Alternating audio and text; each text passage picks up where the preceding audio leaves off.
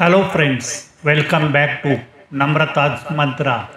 As you have seen in last video, we are at Junagadh, Gujarat, which along with Girnar mountain is home to ancient civilization.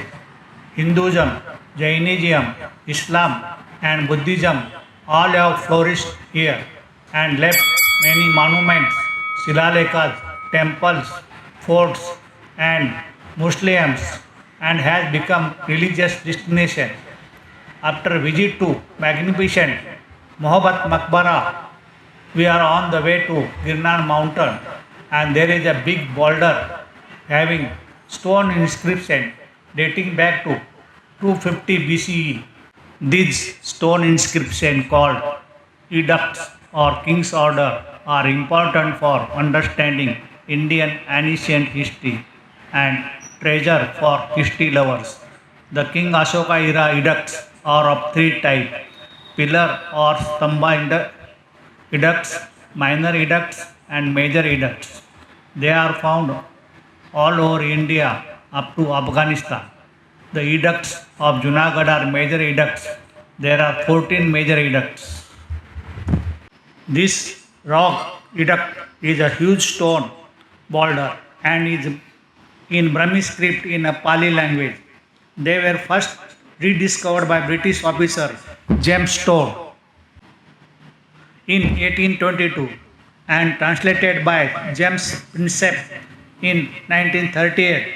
So you can say it took two gems to discover this hidden precious gem of stone which was lying here like a rock of Gibraltar.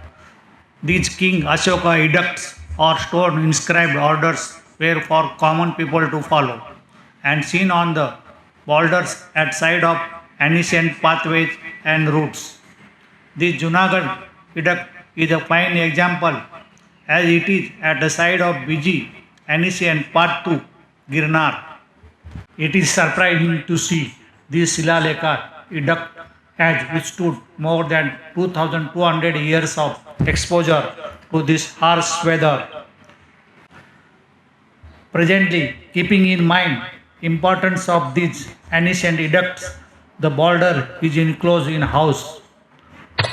Myself couldn't understand any single alphabet, and if you want to know, then must learn Pali language. After the Kalinga war, dismayed with bloodshed and killing, King Ashoka wanted to change from Dhairya Ghosha, that is, atrocities, cruelty, and unfair use of power, to Dhamma Ghosha or the following of Buddhism, that he wanted to rule people with Dharma. The 14 edicts of Ashoka are like commandment for his people. Ashoka's rock edict 1 prohibits animal sacrifices during festive season. Rock edict 2 is about animal and human medical care, and it also mentions about Pandyas, Satputas and Putras of Kerala. Ashoka's edict 3 is about generosity to Brahmins and spread of Buddhism or Dhamma to other parts. Sound of Dhamma Ghosha should rise over sound of Bridge Ghosha, that is, war should stop and people should follow path of Dharma. 5 speak about treatment of slaves and also talk about spreading of Dhamma by officials. Edict 6 is about king's desire to know about his people's condition and welfare measures. Rock edict 7 is tolerance toward religion among all sects and welfare measures for the public in his as well as his neighboring kingdom. Rock edict 8 is about Ashoka's tore to the Bodhi Gaya and the Bodhi tree, gave importance to Dhamma Yatras. Edict 9 condemns popular ceremonies, stresses on moral conduct. King Ashoka disapproves of the individual's desire for fame and glory and stresses on Dhamma in his 10th edict. 11th Rock edicts talk about Dhamma is the best policy to follow, which includes respect to elders and about slaves and servants.